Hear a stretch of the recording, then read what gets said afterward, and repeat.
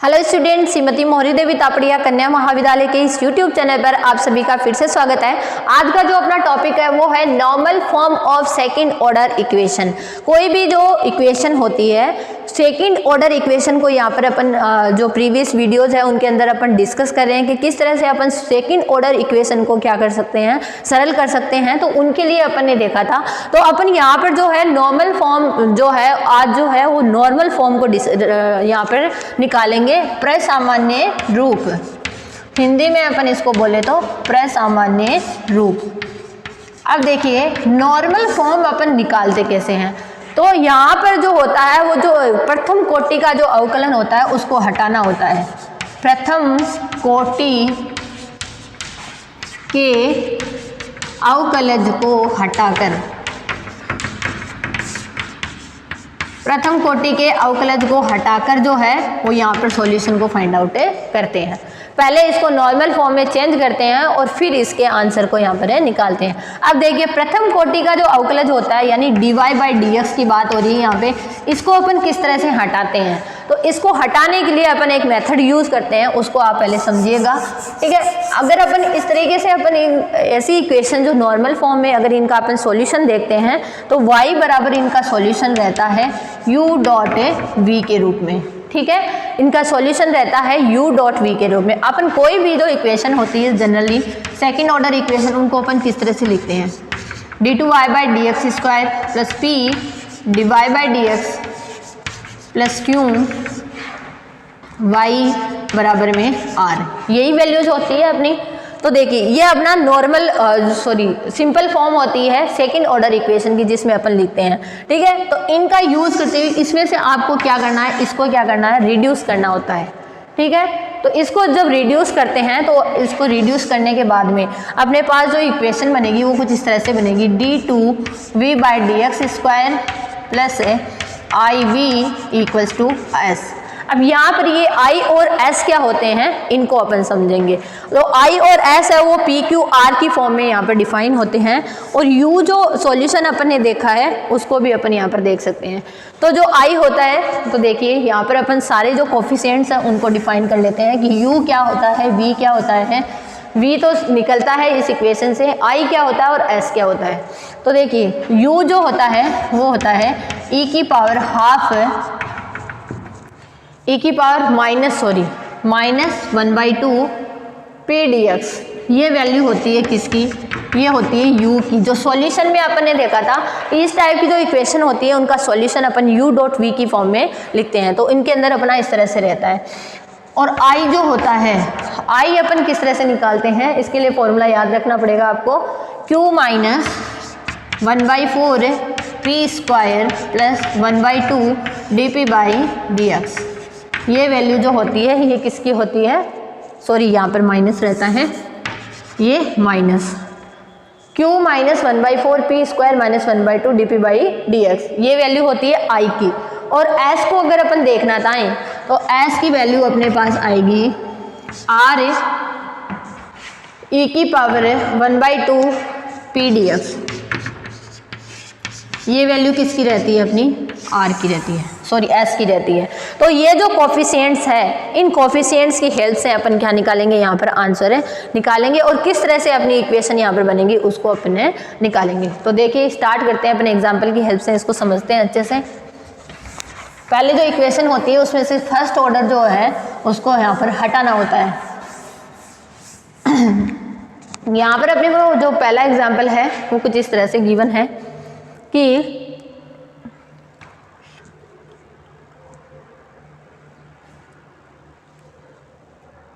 x dy by dx है। यहाँ पर जो वैल्यूज हैं मैं उनको लिख लेती हूँ। यहाँ पे पहले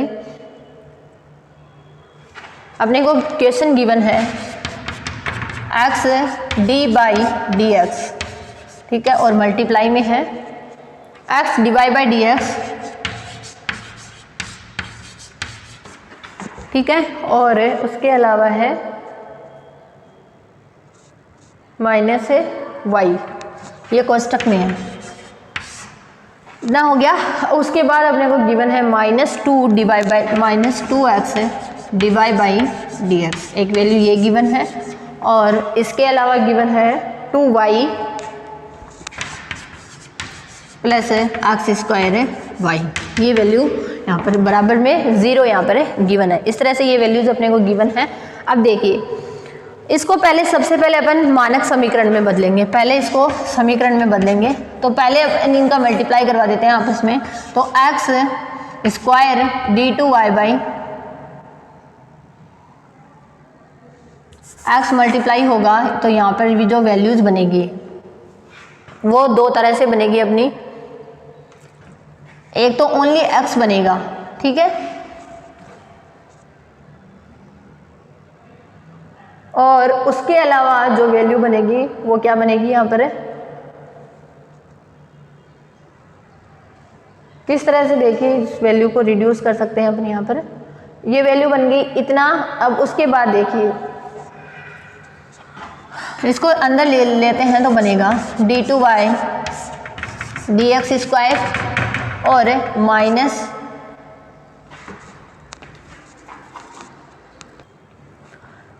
इसको अंदर लिया तो पहले अपन का x का होगा और इसका होगा। तो पहले मैंने dy बाई dx वाली टर्म को लिखा तो ये बन गया। फिर जब अपन x वाली जो टर्म है उसका लिखते हैं तो x dy बाई dx लिखा जाएगा। अब इसको इससे मल्टीप्लाई करवाएंगे तो क्या आएगा, minus x dy by dx बनेगा और minus 2x dy by dx। यहाँ से अगर y कॉमन निकाल लेते हैं तो बनेगा 2 plus X square y equal to 0। अब देखिए ये वाली टर्म जो है वो इससे कैंसिल हो जाएगी और एक्स स्क्वायर का अपने को डिवाइड करवाना होता है, अपन जानते हैं। तो ये अपने पास में इक्वेशन बनेगी d2y by dx square minus 2 by x से एक्स कैंसिल हो जाएगा तो ओनली एक एक्स बच जाएगा dy बाई dx और इसका मल्टीप्लाई इधर करवाते हैं तो 1 प्लस 2 बाई एक्स स्क्वायर ये हो जाएगा और y बराबर में 0। ये जो है ये अपने पास में क्या आ गया, यहाँ पर इसका मानक रूप जो है वो यहाँ पर आ गया। अब यहाँ से अपन p q r की वैल्यू निकालते हैं और फिर इक्वेशन को सॉर्ट आउट करते हैं। तो देखिए p की वैल्यू जो है वो अपने पास क्या है, p की वैल्यू है अपने पास में माइनस 2 बाई एक्स ये है और q की जो वैल्यू है वो है 1 प्लस 2 बाई एक्स स्क्वायर और r की जो वैल्यू है वो क्या है 0। ठीक है, ये तीनों वैल्यूज आ गई।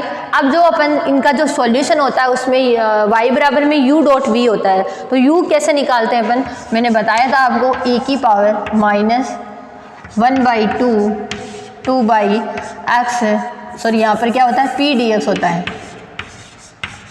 ये वैल्यू यहाँ पर होती है। तो देखिए इसको सॉल्व कर लेते हैं। p का वैल्यू रखते हैं माइनस 1 बाई 2, p का वैल्यू होगा माइनस 2 बाई एक्स dx। तो देखिए माइनस से माइनस कैंसिल, 2 से 2 कैंसिल, 1 बाई एक्स बचा तो 1 बाई एक्स का होगा log x, तो ये बन गया x।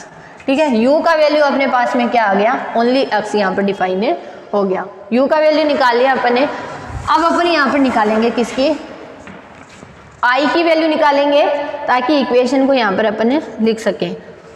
तो i की वैल्यू के लिए मैंने फॉर्मूला निकाया था q minus 1 by 4 p square minus 1 by 2 dp by dx, ये लिखवाया था मैंने। अब देखिए वैल्यूज को पुट कर दो ताकि i की वैल्यू यहाँ पर आ जाए। तो देखिए q का वैल्यू है अपने पास में कितना, 1 प्लस 2 बाई एक्स स्क्वायर ये हो गया, माइनस कितना है 1 बाई 4 p स्क्वायर यानी 2 बाई एक्स का होल स्क्वायर। ठीक है, और dp बाई dx है तो dp बाई dx की वैल्यू क्या आ जाएगी यहाँ पे, प्लस में 2 बाई एक्स स्क्वायर, ये वैल्यू बन जाएगी।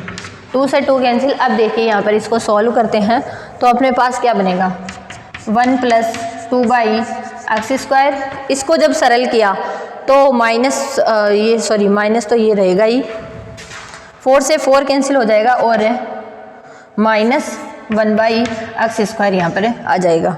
ठीक है, और इसको सॉल्व किया तो माइनस 1 बाई एक्स स्क्वायर आएगा।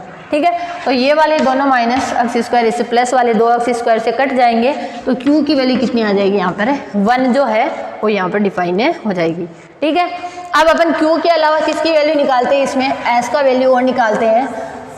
तो देखिए s बराबर क्या होता है अपना, s बराबर होता है r डॉट e की पावर 1/2 p dx, ये वैल्यू होती है। अब अपन जानते हैं r की वैल्यू यहाँ पर 0 है, तो s भी क्या हो जाएगा, कंप्लीटली 0 यहाँ पर हो जाएगा। ठीक है, तो इस कंडीशन में अपनी जो समीकरण होगी अवकल समीकरण, वो क्या बन जाएगी, अवकल समीकरण वो ये बन जाएगी d2v/dx², है ना। और प्लस में क्या होता है, iv होता है, तो i की वैल्यू कितनी निकाली है अपन ने, 1, तो 1.v बराबर में क्या आ जाएगा, iv बराबर s होता है, तो iv यानी 1.v बराबर में 0, यानी अपने पास इक्वेशन जो आई वो क्या आ गई, d2v/dx² प्लस v बराबर में 0, ये वैल्यू यहाँ पर बन गई अपनी। अब देखो इसके आंसर जो है वो यहाँ पर अपन सॉल्व कर लेते हैं। तो यहाँ पर जो है इसका सिर्फ कॉम्प्लीमेंट्री सॉल्यूशन ही यहाँ पर निकल सकता है। तो कॉम्प्लीमेंट्री सॉल्यूशन d² + 1 = 0, ठीक है। तो यहाँ पर इसकी ऑक्सिलरी इक्वेशन यानी सहायक समीकरण अपन निकालेंगे। तो सहायक समीकरण क्या बनेगी, m² + 1 बराबर 0, तो m की वैल्यू क्या आएगी, प्लस माइनस आइटा यहाँ पर डिफाइन हो जाएगी। ठीक है, तो देखिए प्लस माइनस आइटा यहाँ पर आई है, तो इसका जो सॉल्यूशन है v का जो मान है वो क्या आ जाएगा अपने पास में, v का जो वैल्यू है वो आ जाएगा c1 cos x plus c2 sin x, ये वैल्यू यहाँ पर आ जाएगी। ठीक है, और अपन ने उसकी वैल्यू अपन ने पहले निकाली थी y के लिए, तो समीकरण का हल किस तरह से डिफाइन हो जाएगा, u डॉट v की फॉर्म में होगा, u और v दोनों अपन ने निकाल लिए, तो लिखेंगे समीकरण का हल y बराबर में u डॉट v, तो u का मान था x और v का मान अपन ने निकाला c1 cos x plus c2 sin x, ये वैल्यू क्या आ जाएगी, इस इक्वेशन का सॉल्यूशन जो है वो यहाँ पर डिफाइन हो जाएगा। ठीक है, तो ये था अपना आज का वीडियो जिसमें अपन ने normal form of second order equation define की है। इसमें अपन क्या करते हैं, फर्स्ट जो प्रथम कोटि का जो अवकलन होता है उसको क्या करते हैं, रिप्लेस करते हैं, यानी हटाते हैं, रिमूव करते हैं, और फिर अपन सॉल्यूशन को फाइंड आउट करते हैं। ठीक है, तो ये था अपना आज का वीडियो। आई होप आपको समझ आया होगा। आप इस वीडियो को ध्यान से देखिएगा और कुछ भी नहीं समझ में आता तो शेयर कीजिएगा। Thank you so much.